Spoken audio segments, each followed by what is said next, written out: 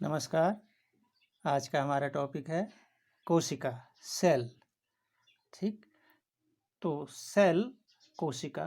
Cell शब्द की उत्पत्ति लैटिन भाषा के सेलुला शब्द से हुई है, जिसका अर्थ सूक्ष्म कोशिका होता है। ठीक हो गया।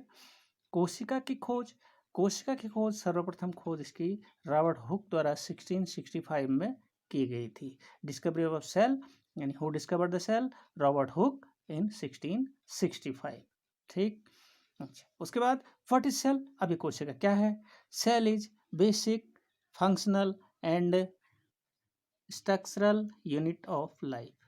कोशिका जीवन की आधारभूत कार्यात्मक एवं संरचनात्मक इकाई है। ठीक है।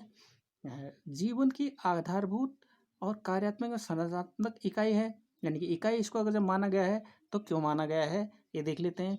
जिस प्रकार से एक बिल्डिंग बनाने के लिए बहुत सारे ईंट्स की ज़रूरत होती है, उसी प्रकार से एक शरीर का निर्माण भी बहुत सारी कोशिकाओं से मिलके होता है। ठीक है। इसमें जैसे कि बताते हैं, देखो ये हुई सेल।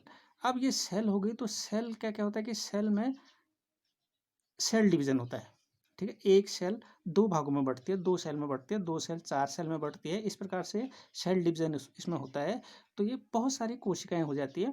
तो बहुत सारी कोशिकाएं जब एक समूह में रहती है तो उसको हम ऊतक कहते हैं, टिश्यू कहते हैं, यानी group of cell is called tissue. कोशिकाओं के समूह को ऊतक कहते हैं। तो उसके बाद ऊतक का निर्माण हुआ। जब ऊतक के बाद बहुत सारे ऊतक मिलते हैं तब एक अंग का निर्माण होता है, ऑर्गन का निर्माण होता है। और जब बहुत सारे अंग मिलते हैं तब एक ऑर्गन सिस्टम बनता है, अंग तंत्र बनता है। और जब बहुत सारे अंग तंत्र मिलकर एक पूरे स्ट्रक्चर का निर्माण करते हैं तो उसको ऑर्गेनिज्म कहते हैं, यानी कि शरीर का निर्माण करते हैं। ठीक। देखिए, जो हम बता रहे थे आपको कि कोशिका की जो सर्वप्रथम खोज की गई थी, और कोशिका की खोज का श्रेय भी रॉबर्ट हुक को जाता है। और रॉबर्ट हुक ने ही इसको शुरू में खोजा था। तो लेकिन उन्होंने एक मृत कोशिका को खोजा था, डेड सेल उन्होंने खोजा था। तो उसके लगभग 150 साल बाद एंटोनी वान ल्यूएनहॉक द्वारा इसको जीवित कोशिका के रूप में खोजा गया। ठीक है, जीवित कोशिका के रूप में इसको खोजा गया एंटोनी वान ल्यूएनहॉक द्वारा। और जो कोशिका सिद्धांत हमें दिया, वो कोशिका सिद्धांत हमें स्लाइडेन स्वान ने दिया था। ठीक हो गया। तो इस प्रकार से जब इसको जीवित कोशिका के रूप में खोजा गया तो इसमें विभिन्न भाग जो है पाए गए। ठीक है। तो यहाँ से हम देख लेते हैं पार्ट्स ऑफ सेल। अब ये एनिमल सेल के बारे में आपको बताऊंगा, कोशिका के भाग, जंतु कोशिका के भाग बताऊंगा। और प्लांट सेल के बारे में हम बाद में बात करेंगे। ठीक है। तो इसमें जो पहला जो है ये हो गई, ये सेल मेम्ब्रेन है। ठीक होगी। कोशिका झिल्ली, ये झिल्ली जो है प्रोटीन तथा लिपिड से बनी होती है। और ऐसी झिल्ली होती है कि इसके जो कोशिका से आवश्यक सामग्री या आवश्यक चीज़ें जो भी होती है वो आसानी से आर पार आ जा सकती है। इस प्रकार से ये झिल्ली जो होती है, क्योंकि इसको भित्ति नहीं कहेंगे, दीवार नहीं कहेंगे, जैसे कि हमारा प्लांट सेल में होता है सेल वॉल होता है, तो इसमें एनिमल सेल में सेल मेम्ब्रेन होता है, कोशिका झिल्ली होती है। ठीक है। अच्छा, इसके लगभग ठीक लगभग बीच में न्यूक्लियस होता है, केंद्रक होता है। और इस केंद्रक में भी जो है एक न्यूक्लियर मेम्ब्रेन होता है, केंद्रक झिल्ली इसमें भी होती है। ठीक हो गया। इसमें सेल मेम्ब्रेन है, इसमें न्यूक्लियर मेम्ब्रेन है, केंद्रक झिल्ली होती है। ठीक है। और इस केंद्रक में क्रोमोसोम्स होते हैं, धागे जैसी संरचना उनकी होती है। ठीक, ये धागे जैसी संरचना होती है, ये सिर्फ सेल डिवीजन के समय ही दिखाई देते हैं। ठीक है।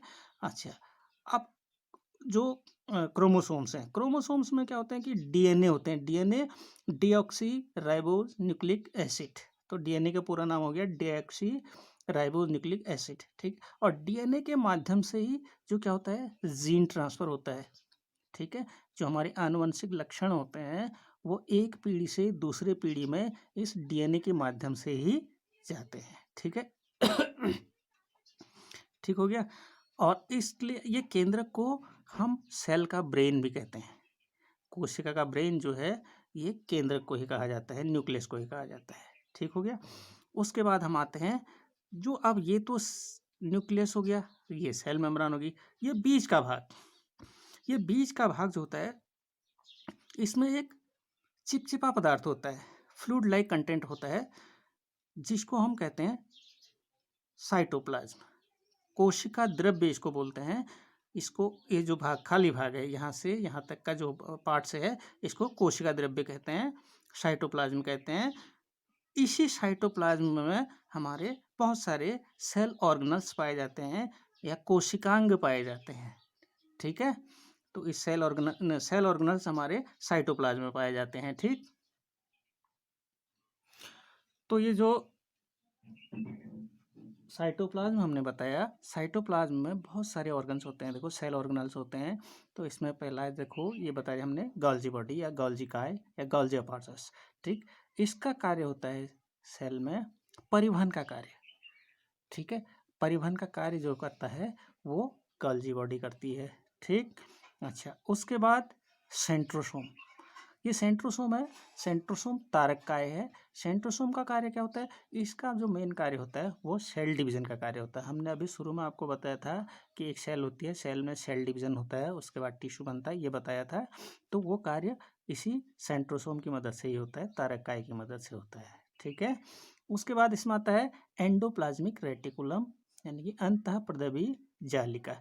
ये इस प्रकार की जालिका होती है। तो ये दो प्रकार की होती है। ठीक है, एक होती है स्मूथ एंडोप्लाज्मिक रेटिकुलम, चिकनी अंतःप्रद्रवी जालिका। एक होती है रफ एंडोप्लाज्मिक रेटिकुलम।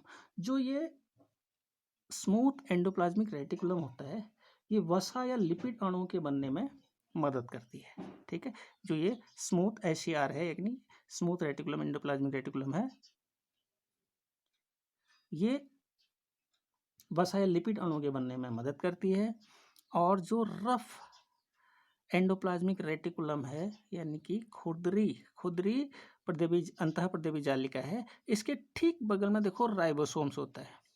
ठीक है, ठीक बगल में राइबोसोम्स होता है। और ये राइबोसोम्स क्या करता है कि प्रोटीन सिंथेसिस का काम करता है। प्रोटीन का निर्माण इसी राइबोसोम्स में होता है, और जिसको हम protein factory of the cell भी कहते हैं। तो ये राइबोसोम्स प्रोटीन संश्लेषण का कार्य करता है, इसलिए इसको protein factory of the cell कहा गया है। ठीक है, अच्छा, उसके बाद जो एक भाग होता है इसमें लाइसोसोम। देखिए, ये लाइसोसोम जो भाग होता है, इसके पास बहुत ही पावरफुल डाइजेस्टिव एंजाइम होते हैं। पाचक रस इसके इतने शक्तिशाली होते हैं कि सेल के अंदर कुछ भी हानिकारक चीज पहुंच जाती है तो ये तुरंत उसको जो क्या कर देता है, पचा जाता है, डाइजेस्ट कर जाता है। ठीक है, अच्छा, कभी कभी क्या होता है कि जब सेल नष्ट होती है, कोशिका जब नष्ट होती है, तो ये क्या करता है कि लाइसोसोम भ्रष्ट हो जाता है। और लाइसोसोम भ्रष्ट होता है तो ये पूरी कोशिका को ही पचा लेता है। इसलिए इसको कोशिका में आत्मघात की थैली या सुसाइड बैग भी कहा जाता है। यानी कि कोशिका में सुसाइड बैग के नाम से लाइसोसोम को जाना जाता है, और प्रोटीन फैक्ट्री के नाम से राइबोसोम्स को जाना जाता है। ठीक हो गया। उसके बाद अगला पार्ट इसमें आता है माइटोकांड्रिया। माइटोकांड्रिया माइटोकांड्रिया में क्या होता है कि एटीपी का निर्माण होता है। एटीपी का मतलब हुआ कि adenosine triphosphate. Adenosine triphosphate ATP से ही जो है ऊर्जा का निर्माण होता है। पहले इसमें एटीपी का निर्माण, एटीपी से ऊर्जा का निर्माण होता है, क्योंकि आपको पता है कि 38 एटीपी मिलेंगे तब एक ग्लूकोज बनेगा। ठीक है, तो इस प्रकार से ऊर्जा का निर्माण सेल में माइटोकांड्रिया में होता है। ठीक है, तो माइटोकांड्रिया को क्या कहा जाएगा? यहाँ पर powerhouse of the cell कहा जाएगा। कोशिका का ऊर्जागृह के रूप में माइटोकांड्रिया को जाना जाता है। ठीक है, अच्छा, उसके बाद इसमें ये छोटे छोटे पार्ट्स होते हैं, इनको कहते हैं रिक्तिका, वॉक्यूल्स कहते हैं। ठीक है, ये वॉक्यूल्स जो होते हैं वाटर ऑब्जर्वर का काम करते हैं। इसमें जो पानी जो है सेल में एक्स्ट्रा पानी होता है तो वो सब इसको अवशोषित करे हुए रहते हैं, ये वॉक्यूल्स, रिक्तिका। ठीक है, अच्छा, और दूसरी बात कि जो एनिमल सेल में है ये वॉक्यूल्स जो था बहुत ही सूक्ष्म होते हैं, बहुत छोटे होते हैं, लेकिन प्लांट सेल में बहुत बड़े होते हैं ये वॉक्यूल्स। ठीक है, इस प्रकार से एक सेल के बारे में, एनिमल सेल के बारे में मैंने आपको एक छोटी सी बेसिक जानकारी आपको दी, क्योंकि जो जनरली साधारणतः हमारे तरह पूछे जाते हैं या साधारणतः हम पढ़ते हैं, वो बेसिक जानकारी आपको मैंने इसमें देने का प्रयास किया। ठीक है, अब इस टॉपिक से हमारे जो परीक्षा उपयोगी क्वेश्चन हैं या परीक्षा में प्रश्न बनते हैं वो इस प्रकार के प्रश्न बनेंगे, ये हमने बना रखे हैं देखिए। इसी के अकॉर्डिंग जो है हम पूरे टॉपिक का ही रिवीजन भी कर देंगे, ठीक है। तो इसमें जैसे पहला बना कि कोशिका क्या है, what is cell. Cell is basic structural functional unit of life. कोशिका जीवन की मूलभूत कार्यात्मक एवं संरचनात्मक इकाई है, ठीक हो गया। एक क्वेश्चन ये बना, जैसे एक क्वेश्चन बना कोशिका की खोज सर्वप्रथम किसने की, हु डिस्कवर्ड द सेल। कोशिका की खोज सर्वप्रथम 1665 में रॉबर्ट हुक द्वारा की गई, ठीक हो गया। अच्छा, नेक्स्ट बन सकता है कि कोशिका में पावर हाउस किसे कहा जाता है। कोशिका में ऊर्जा ग्रह या पावर हाउस किसे कहा जाता है, ये हमने अच्छे से पढ़ा कि कोशिका में पावर हाउस माइटोकांड्रिया को कहा जाता है, ठीक है। तो माइटोकांड्रिया में एटीपी के माध्यम से जो है ऊर्जा का निर्माण होता है, ये हमने आपको इसमें बताया था, ठीक है। उसके बाद कोशिका में आत्मघात की थैली यानी suicide bag of the cell किसे कहा जाता है। तो आत्मघात की थैली के बारे में हमने बहुत अच्छे से पढ़ा, उसको लाइसोसोम को हम जो है आत्मघात की थैली के रूप में जानते हैं, क्योंकि उसके पास बहुत पावरफुल डाइजेस्टिव एंजाइम्स होते हैं जो कि खुद ही अपने कोशिका को ही पचा जाते हैं, तो इसलिए वो तो सुसाइड बैग कहेगा, नाम ही पर उसके कार्य से ही उसका नाम पड़ा हुआ है, ठीक है। उसके बाद नेक्स्ट है डीएनए का पूरा नाम क्या है। डीएनए का पूरा नाम है डीऑक्सी राइबोस न्यूक्लिक एसिड, ठीक। उसके बाद एक होता है आरएनए का पूरा नाम क्या है, राइबोस न्यूक्लिक एसिड, ठीक। एक शब्द आया था एटीपी, तो एटीपी का पूरा नाम क्या है, एटीपी का पूरा नाम है एडिनोसिन ट्राइफॉस्फेट, ठीक। ये इसमें से शॉर्ट आंसर बन सकते हैं, और लॉन्ग आंसर आपके बन सकते हैं जंतु कोशिका का सचित्र वर्णन कीजिए, ठीक। Describe the animal cell with diagram, ये बन सकता है, या फिर बन सकता है कोशिका के बारे में सचित्र वर्णन कीजिए, ठीक है। इस प्रकार से इसमें लॉन्ग आंसर और शॉर्ट आंसर बन सकते हैं। तो हमारा टॉपिक के साथ साथ इसका रिवीजन भी हो गया है, और आशा है आपको सेल के बारे में थोड़ा बहुत बेसिक जानकारी इससे मिली होगी। मिलते हैं तुरंत नेक्स्ट वीडियो में।